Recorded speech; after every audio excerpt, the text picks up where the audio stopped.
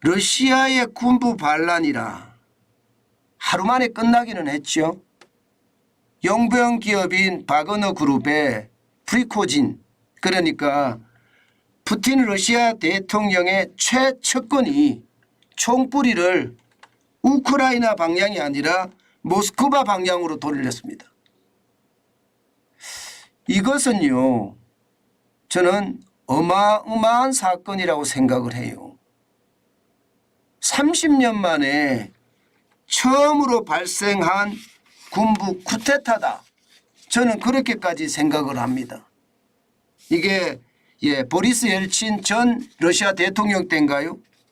그때 군부 반란이 있고 지금 30년 만에 또 터진 겁니다.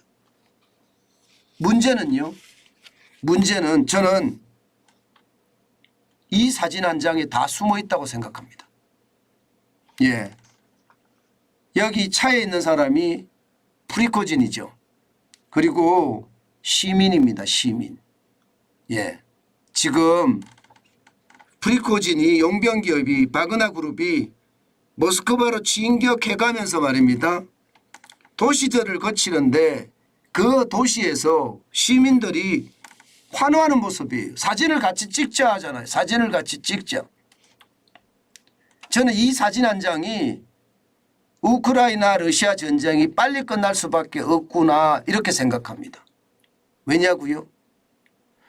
푸틴 대통령은요 그동안 쉽게 말하면 러시아를 완전 통제 내지는 완전 장악을 하고 있다 이렇게 얘기를 했는데 사실은 그렇지 않다는 사진 아닌가요?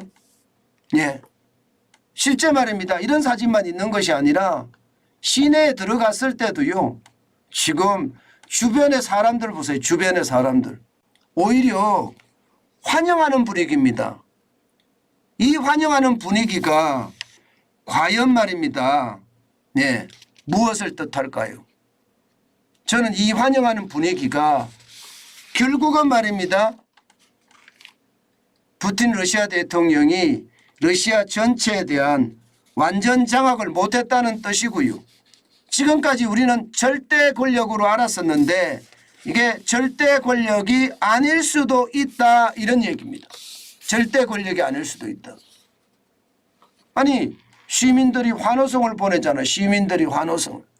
이게 여러분 한두 지역에서만 이렇게 발생된 게 아닙니다. 한두 지역에서만. 실제 말입니다. 실제 지금 우크라이나에 있던 바그너 그룹의 용병들이 로스토프 주를 지나면서 여기에 로스토프 주 나도누라는 곳에요. 예, 이게 군사령부가 있었거든. 여기를 장악하고요. 그다음에 보르네시 주에 보르네시를 장악해가면서 쭉 올라갔었거든요. 이때 보르네시 갔을 때 실제적으로 말입니다. 서민들의 모습이 보였다는 거예요. 사람들의 모습이. 야, 이것은요 여러분 결국 말입니다. 모스크바 200m까지 가는 사이 지금 여러분 보세요. 여기서부터 로스토프 주 나도누에서부터 시작해서요. 지금 모스크바 바로 앞에까지 200km까지 갈 때까지요. 800km가 넘는 길이거든요. 이게 무사 통과했대. 무사 통과. 자칫 잘못하면요. 히틀러도 모스크바 장악에는 실패했는데 용병기업의 수장 프리코진이 모스크바를 장악할 수도 있다 이런 이야기가 나왔을 정도입니다. 그 정도로 난리예요. 또한 말입니다. 이 프리코진과 사실 협상을 해서 1일 쿠데타로 끝내게 만든 사람이 푸틴 대통령이 아닙니다. 벨라루스 대통령입니다. 제3자예요. 제3자가 나서서 이 문제를 해결했다는 겁니다. 이것은요 어떻게 생각하면 푸틴 대통령에게는요 이제 군부에 대한 장악력이 굉장히 떨어졌다는 이야기가 되는 거예요. 이렇게 되면 하루 쿠데타로 끝났지만 군부 반란으로 끝났지만 이것은요 다른 군부들이 있을 거 아니에요.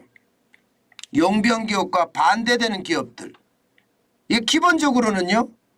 용병 기업을 선봉에 내세웠는데 그에 따르는 군수 지원을 제대로 안 해주니까 국방부 장관이고 참모총장이고 나가라 이거잖아요.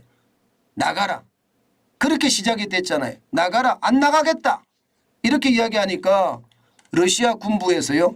용병 기업에게 미사일을 쏘았습니다. 그리고 나서는요. 23일 자정께는 프리코진에 대한 체포령까지 내렸습니다. 그리고 이 와중에서 푸틴 러시아 대통령은요. 긴급 TV 연설을 하면서 쉽게 말하면 어마어마한 충격을 주겠다. 협박을 했죠. 그런데 이 와중에 말입니다. 용병기업의 수장인 프리코진은 항복은 없다. 아주 강력하게 맞섰단 말입니다. 이 와중에 벨라루스 대통령이 이 3자 합의를 이끌어냈다는 것은 결국 말입니다. 푸틴의 장악력이 완전히 떨어졌다 이렇게 생각을 합니다. 자 여러분 실제 말입니다. 푸틴의 장악력이 이렇게 떨어지면 이게 결국은 전쟁도 끝나고요. 푸틴까지도 무너질 수 있다는 그런 전망까지 나옵니다. 예를 들어서 말입니다. 1979년에서 89년까지 10년간 아프가니스탄을 침공을 했었습니다. 러시아가. 그 당시에 막대한 돈도 들어갔을 뿐만 아니라 병력도 5만 명이 손실이 됐습니다. 이것이 결국은 소련 해체 방아쇠가 됐던 거거든요. 그러면 지금은요. 지금은 막대한 돈이라고 해도 뭐 어마어마하고요. 여기다가 손실은 말할 것도 없습니다. 병력은요.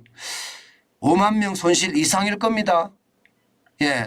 그러면 소련 해체가 됐던 것처럼 지금 러시아와 우크라이나의 전쟁도 빨리 종식이 될 수 있다는 이야기가 당연히 나오는 거겠죠.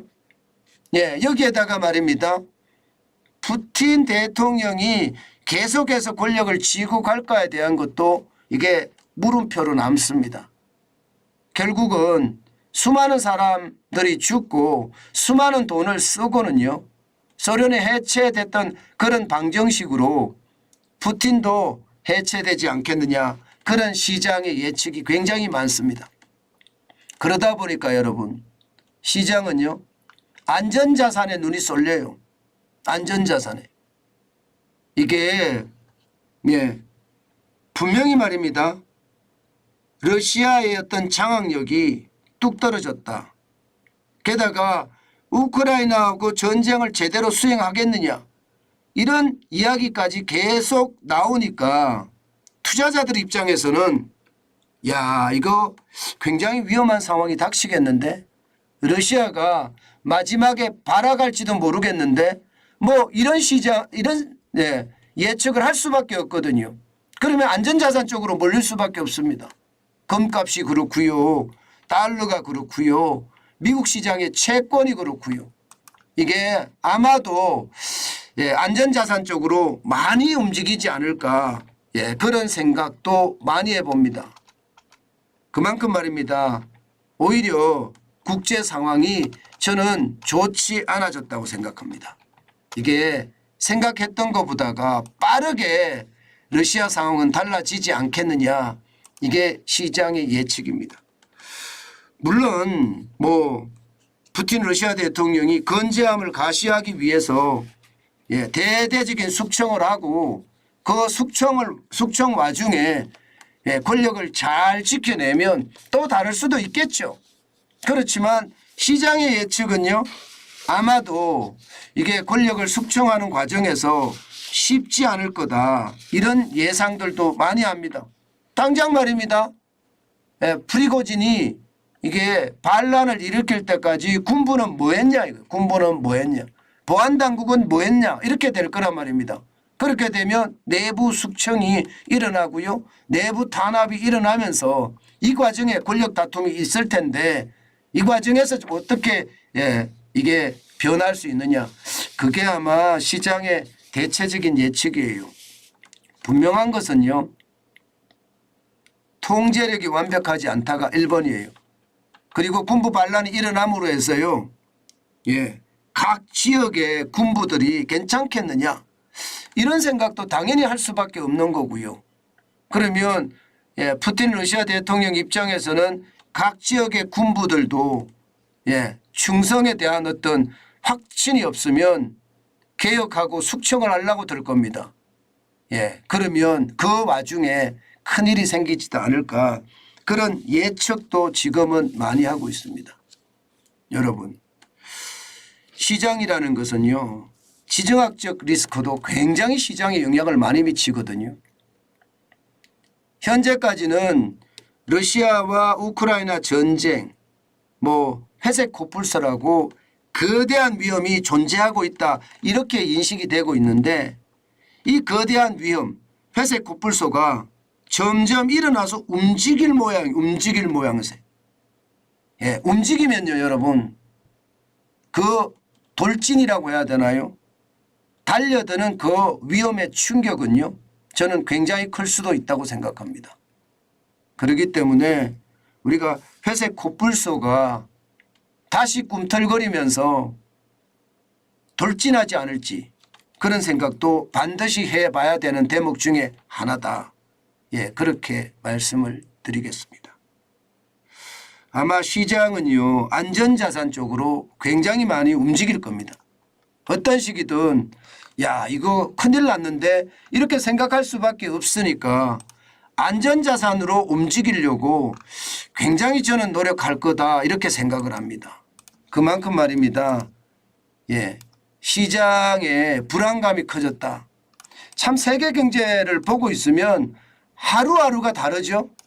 하루하루의 불안감이 굉장히 저는 커지는 것 같아요. 예, 그렇기 때문에 여러분 예, 저는 정관진 TV를 보시면서 한 번쯤 생각을 해봐야 된다. 이 말씀 제가 꼭 드리고 싶습니다. 그만큼 말입니다. 변화의 어떤 물꼬도 크고요.